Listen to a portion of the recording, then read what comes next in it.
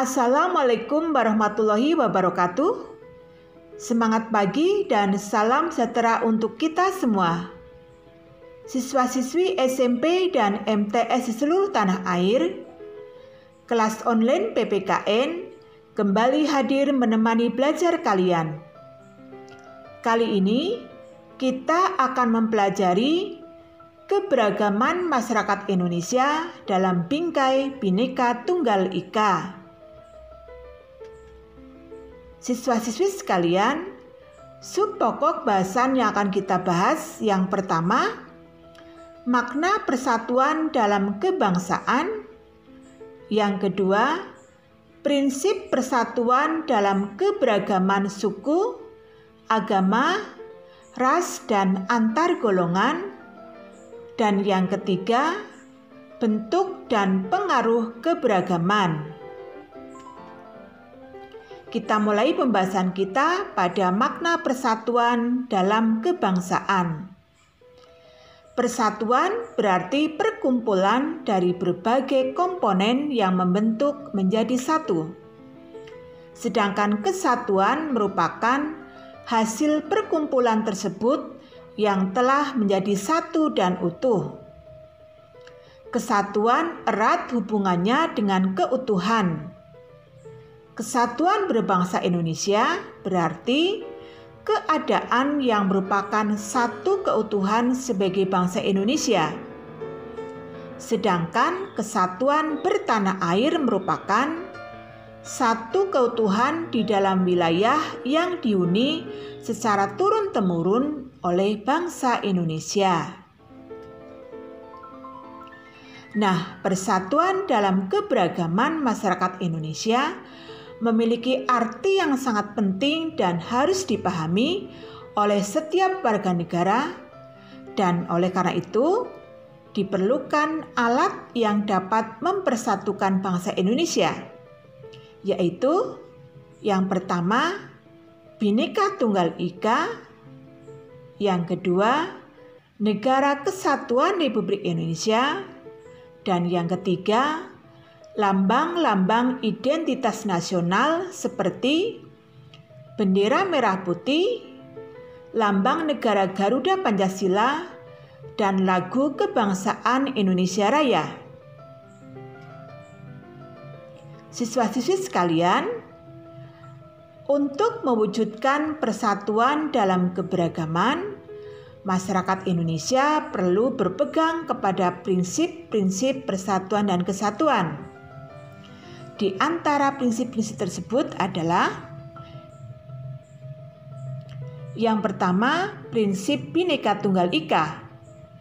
Prinsip ini mengharuskan kita mengakui bahwa bangsa Indonesia merupakan bangsa yang memiliki keanekaragaman.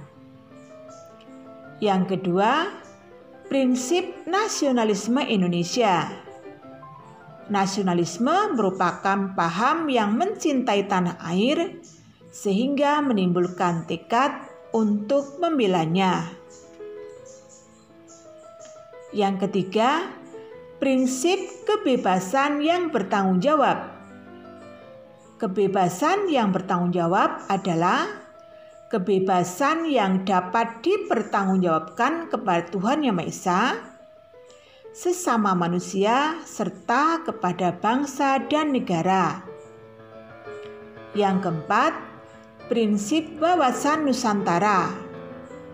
Wawasan Nusantara merupakan cara pandang bangsa Indonesia tentang diri dan lingkungannya yang merupakan satu kesatuan ideologi, politik, ekonomi, sosial, budaya, pertahanan, dan keamanan. Dan yang kelima, prinsip pembangunan untuk mewujudkan cita-cita reformasi. Siswa-siswi SMP dan MTS seluruh tanah air, selanjutnya kita bahas keberagaman dalam masyarakat. Kekayaan akan keberagaman dalam masyarakat harus menjadi pendorong bagi masyarakat untuk mengenal dan memahami keberagaman agar keberagaman yang dimiliki menjadi sebuah kekuatan. Keberagaman dalam masyarakat Indonesia meliputi yang pertama, suku bangsa, yang kedua, agama, yang ketiga, budaya, yang keempat, adat istiadat, yang kelima, bahasa daerah, yang keenam, pandangan politik, dan yang selanjutnya adalah keberagaman golongan. Siswa-siswi sekalian, kita mulai pembahasan pada keberagaman suku bangsa. Kelompok etnik, etnis atau suku bangsa adalah suatu golongan manusia yang anggota-anggotanya mengidentifikasikan dirinya dengan sesamanya, biasanya berdasarkan garis keturunan yang dianggap sama. Identitas suku ditandai oleh pengakuan dari orang lain akan ciri khas kelompok tersebut seperti kesamaan budaya, bahasa, agama, perilaku, dan ciri-ciri biologis. Menurut sensus Badan Pusat Statistik tahun 2010, ada lebih dari 300 kelompok etnik atau suku bangsa di Indonesia, atau tepatnya 1.340 suku bangsa. Selanjutnya, keberagaman adat istiadat.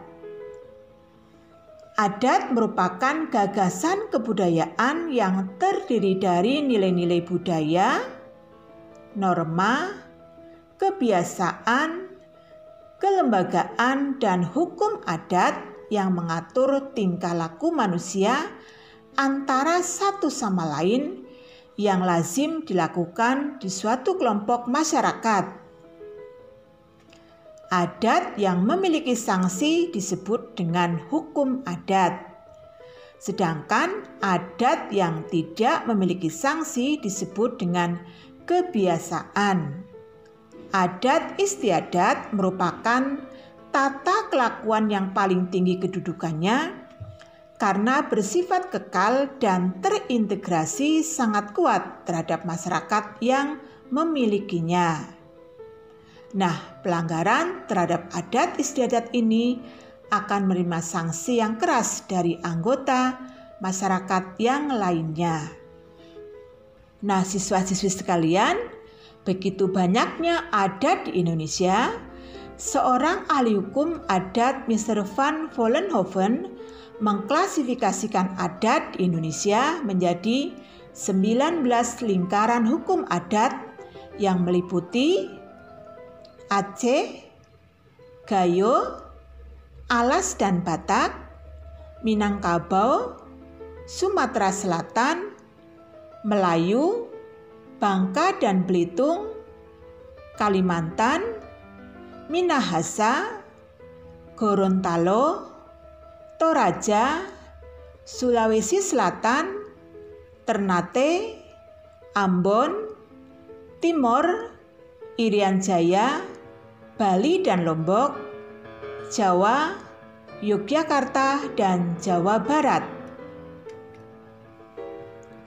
Nah, siswa-siswi sekalian, setiap suku bangsa memiliki adat istiadat dan ciri khasnya masing-masing, di antaranya dalam sistem kekerabatan.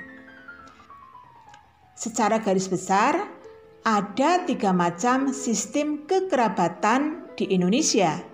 Yang pertama, parental merupakan sistem kekerabatan yang menarik garis keturunan dari pihak ayah dan ibu, misalnya di daerah Aceh dan Jawa Barat. Yang kedua, patrilineal yang merupakan sistem kekerabatan yang menarik garis keturunan dari pihak bapak, misalnya di daerah Palembang dan Batak. Dan yang ketiga, matrilineal yang merupakan sistem kekerabatan yang menarik garis keturunan dari pihak ibu, misalnya di daerah Minangkabau. Siswa-siswi SMP dan MTS di seluruh tanah air, selanjutnya kita bahas keberagaman agama. Agama merupakan satu hal yang tidak terpisahkan dari kehidupan masyarakat Indonesia. Keanekaragaman suku bangsa, letak geografis, dan latar belakang sejarah merupakan faktor penyebab terjadinya keberagaman tersebut. Pemerintah menetapkan agama Islam, Kristen, Katolik, Hindu, Buddha, dan Konghucu sebagai agama resmi penduduk Indonesia. Siswa-siswi SMP dan MTS seluruh tanah air, selanjutnya kita bahas pengaruh keberagaman masyarakat Indonesia. Dampak positif keberagaman masyarakat Indonesia. Dampak positif keberagaman timbul apabila masyarakat Indonesia memaknai keberagaman sebagai kekayaan. Nah, dampak positif tersebut diantaranya yang pertama, terciptanya integritas nasional. Yang kedua, menjadi sarana untuk memajukan pergaulan antar suku, agama, budaya, dan golongan. Yang ketiga, dapat memperkaya khasanah budaya bangsa. Dan yang keempat, menjadikan sebuah negara memiliki ciri khas tertentu yang membedakannya dari bangsa lain. Nah, selanjutnya, apa dampak negatif yang ditimbulkan dari keberagaman masyarakat Indonesia? Nah, dampak negatif yang ditimbulkan diantaranya yang pertama, terjadinya konflik dalam masyarakat. Yang kedua, munculnya sikap primordialisme, yaitu pandangan yang berpegang teguh pada hal-hal yang dibawa sejak kecil, baik mengenai tradisi maupun segala sesuatu yang ada di lingkungan pertamanya. Dan yang ketiga, munculnya sikap etnosentrisme, yaitu suatu pandangan yang menganggap bahwa suku bangsanya sendiri lebih unggul dibandingkan suku bangsa orang lain. Nah, siswa sekalian, tentunya kita berharap pengaruh negatif dari keberagaman tidak terjadi di negara kita, di mana kita menganggap keberagaman sebagai kekayaan budaya bangsa. Siswa-siswi sekalian di seluruh tanah air, demikian tadi pembahasan kita tentang keberagaman masyarakat Indonesia.